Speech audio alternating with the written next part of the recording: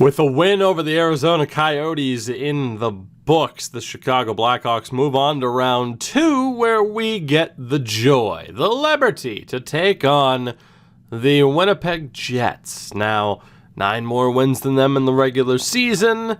You know, a team that for the most part is performing at a pretty high level, as per usual. You know, you can go down the lineup and say, like, okay, you're struggling, you're doing well. Ned Eakin's doing well, Dylan Strome not doing well. But the point is, of course, when it comes down to players who are doing well or aren't doing well, the players who are could slow down, the players who aren't could wake up. So it really is tough to say. I mean, that's the thing about any series right now, right? We could sit here and say, hey, we have momentum, and then we run into a team that just knocks us down. So Jesper Wallstedt, though, is the main talking point because he absolutely carved out a spot as a starter, as really our starter at this point. Of course, we gave Kochetkov plenty of opportunities to really seal the deal, but we're going to make sure that Wallsted's our guy. I'm going to have to go back to edit lines again, though, just to make sure that he is the dude. I should just turn off auto-rotate goalie, and that's what I'll do. I'll make Wallstead the starter. We'll go turn off that setting in the meantime, and then we'll get a look at the Winnipeg lineup and see what we're up against. Hopefully, it's not going to be anything too ridiculous. So we will go to auto-rotate, turn that bitch off right there, and we'll see what we're up against. I mean, again, you're talking about a team that's found success before. Can they find success again? Is the question, especially in this new era that we are currently in. Winnipeg, as it stands, this is what they look like. Christian Vesalainen, alias Standard, this is the number 2 overall pick in 2023, and Alex Nylander. Interesting. Very interesting, making 6.7. Standard's on a really good deal. Vesalainen's on an amazing deal.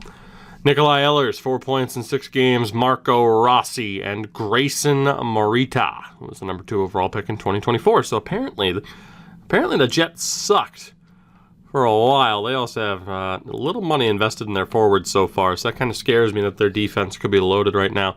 Juraj Slavkovsky. Yeah, they have a really young team. They got a really young team and a really inexpensive team. Kerfoot and Duchesne. Matt Duchesne, now 36 years old, on a nothing deal. Fourth line, now here's a problem. They have 2 defensemen on the forward core right now on the fourth line. They have Billy Heinola with Pavel Zacha and Cody Ceci, who is still somehow making over $2 million a season. So the defense right now is a problem.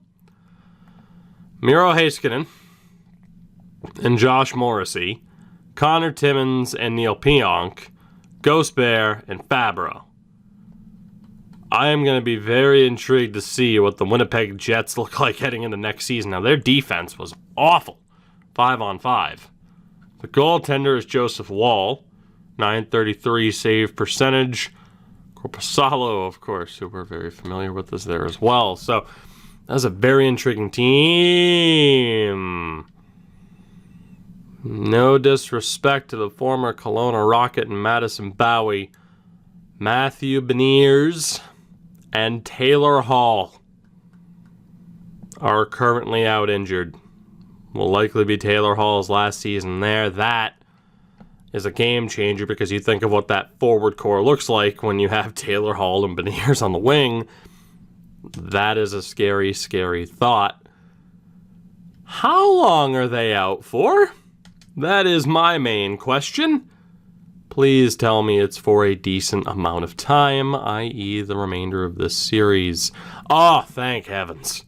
Taylor Hall is out for the rest of the postseason with a broken leg.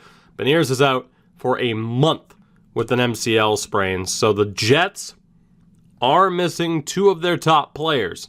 What scares me is that they still made it out of the first round with a 95 offense, a 91 defense, and 85 goaltending. That is horrifying because they are clearly still good enough to find success despite missing talent, of that caliber, of that level. So that is, again, horrifying because we could be in for a rude awakening here. But regardless, it's time to find out. The team that we helped craft alongside Michael Milbury. We have control of the Lions and the coaching staff at this point. Have we put the right pieces into the right place? The puzzle, the pieces that were handed to me, I didn't decide what pieces they were, but we still have to try and craft them into the best puzzle we can, the prettiest picture. And we'll see if we've been able to do that. Let's do this, Winnipeg. Please just choke. Make this an easy series. Please. First period of game 1, and it's a decent start for the Hawks. Nybeck and Strome. So great to see Dylan Strome waking up a little bit. Dante Fabro is able to get a goal for them. We doubled them up in shots. +1, of course. Second period, we extend the lead. Kyle Palmieri makes it 3-1, 28 shots to 13 as we go to the third. Right now, we're looking good. We're looking better now. Braden Point makes it 4-1. And now 5. Dylan Strome with a goal. Power play chance goes to a waste. 2-goal night for Dylan Strome. That is huge as Christian Vesalainen gets one back. 40 shots to 20. And that will do it. A 5-2 victory in game 1. 45 shots to 21. An impressive team performance for the Chicago Blackhawks to start off this second round series.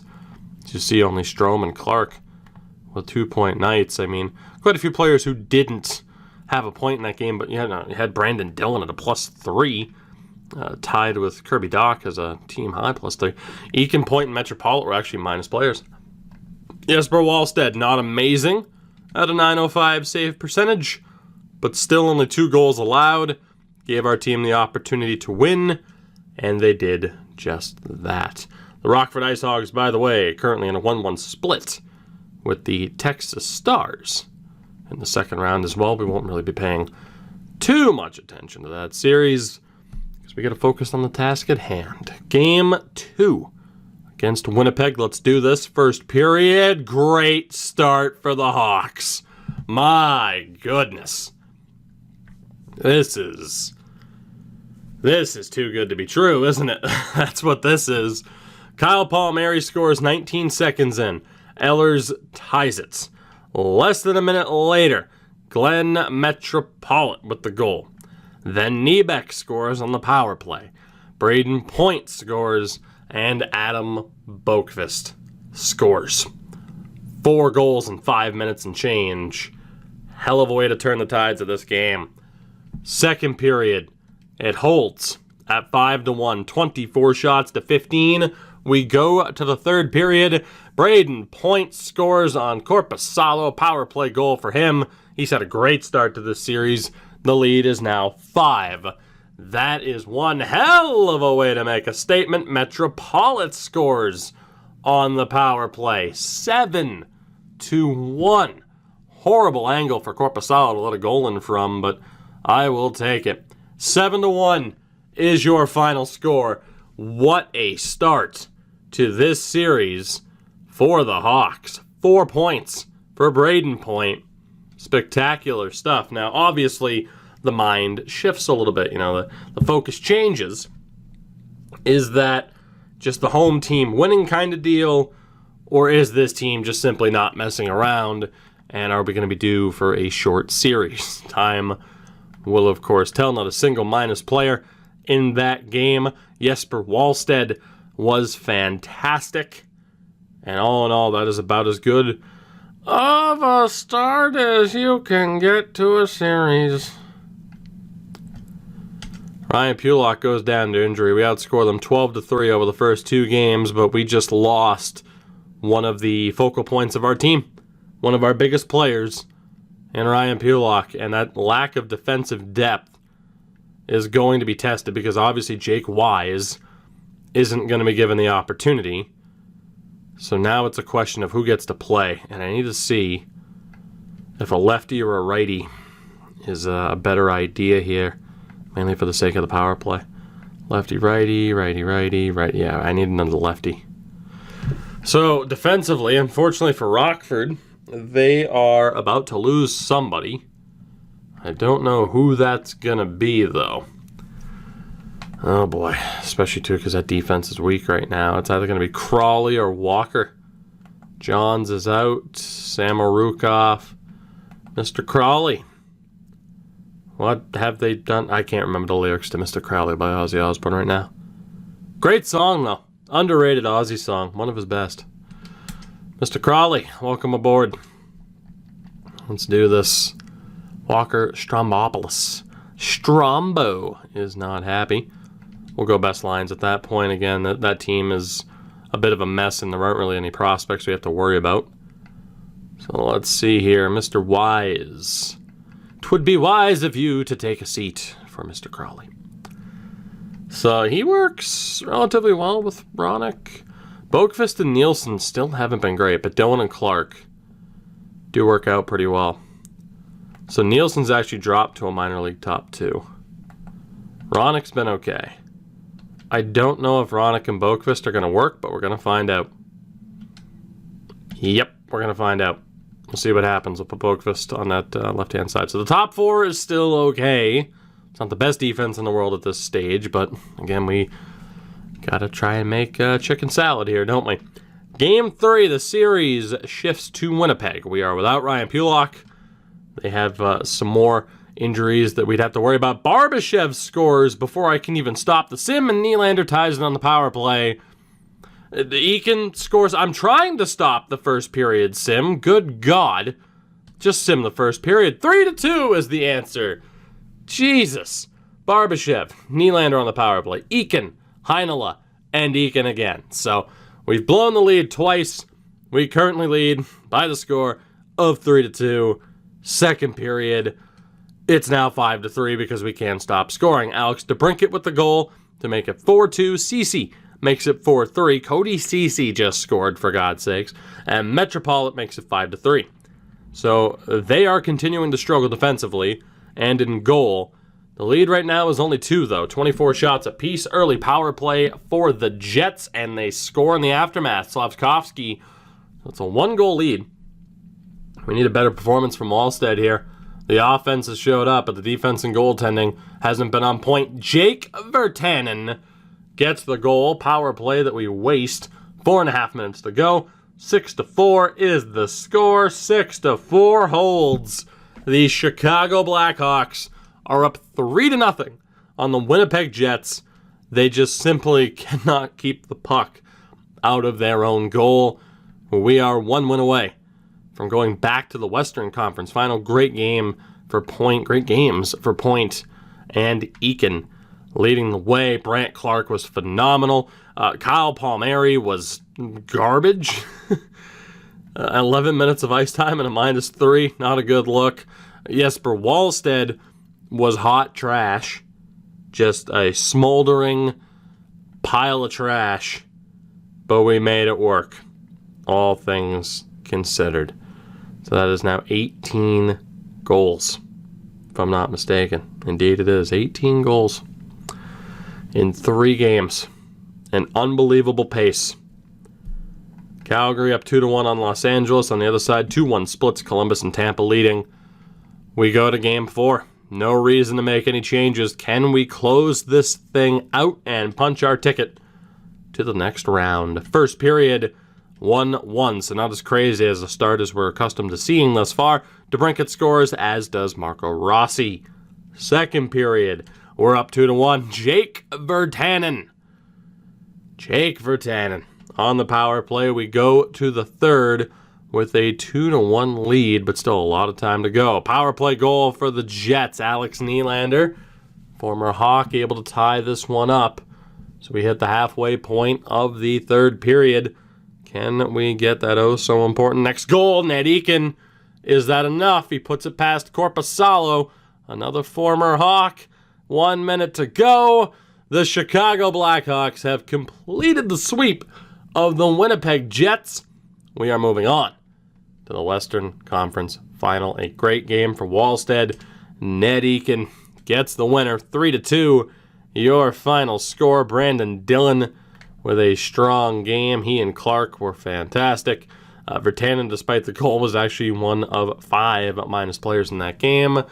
But all in all, the team got it done. A very impressive sweep of a decent but depleted Winnipeg team. But we made the most of their misfortunes. And again, we are moving on to round number 3. I think I called him Glenn earlier. It's Gabe.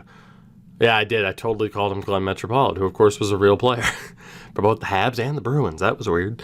But yeah, son of Glenn Metropolitan. We'll call him Gabe Metropolitan. I'm going to call him Glenn a couple of times, I'm sure. How many of you left a comment already being like, oh, his name's Gabe, not Glenn. Glenn was this dude. Ha! I realized it in the video. Eat pant. Gabe Metropolitan, though, did not eat pant. He made Winnipeg eat pant. 12 points now in 10 games. Braden Point, fantastic. 14 points.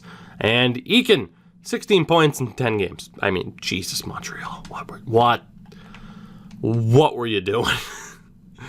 I mean, he's been here for 3 full seasons now, but Jesus, Montreal. What are you doing? He's more of a Blackhawk than he is a Hab, but just what? What are you doing? He won the cup his first year here. Oh, God. Second line, Dylan Strome woke up a bit. Now 5 points in 10 games. Doc with 8 points, just 1 goal, though. DeBrincat, I believe, had 2 goals, 2 assists in that first round. Zion Niebeck, 8 points, 6 goals, pretty good. Barbashev, solid. Virtanen, fantastic. Fourth line, Schlappick. I mean, decent offense, but the defense is a bit meh. Lawton still okay, meh. Palmieri, 6 goals, no assists. Oh, God. Defensively, Dylan and Clark. Jesus, the plus-minus. Boqvist, I mean, 5-on-5, he's not amazing. Ronick still struggling a bit. Okay, those are AHL stats, too. But Brandon Crawley, how do you do? I mean, he's fine. He's fine. He's just there. He's playing the role of just a guy very well. Just don't be a detriment. Like Jesper Wallstedt. You're not amazing, but you're good. And you're not being a detriment. And that is what is important. Especially, with the goaltending situation that we have and not having the highest overall guys in the world. And defensively, the fact that Ryan Pulock is out. So with that, we await our next challenge. The Rockford Ice Hogs looking to punch their ticket to the conference final, and they do. So both of these teams, I have no idea how the AHL team is moving on. They're so bad. Both of these teams are moving to the conference final. The Blackhawks will play the Calgary Flames as I was going to say Texas, as Rockford, after beating Texas, will take on the San Jose Barracuda. So Ryan Pulock is back, thankfully, and with that, it sets the stage. The 45-win Calgary Flames await us. The question is, what are we going to do about it? And do we scratch Nielsen? I feel like that it's not the worst idea in the world to run Pulock and Crawley. I don't hate it. Let me know what you think. Let me know. Although, hold on. Yeah, it might not be the worst idea. I don't know. Let me know what you think. Certain line combos could be a thing. But regardless, we're good to go. We're good to make the most of it. That defense is at least a little bit better now that Johns is back. For now, I hope you enjoyed. If you did, you know the deal. Support the video, support the channel. Check out everything in the description. And until next time, have a good one. Take it easy. Stay safe. And of course, if you're a Patreon member, I love you more because you pay for my love and affection. Oh, God. I love you guys, though. I love all of you. Thank you. Stay safe. I love you. I'll see you soon. Bye.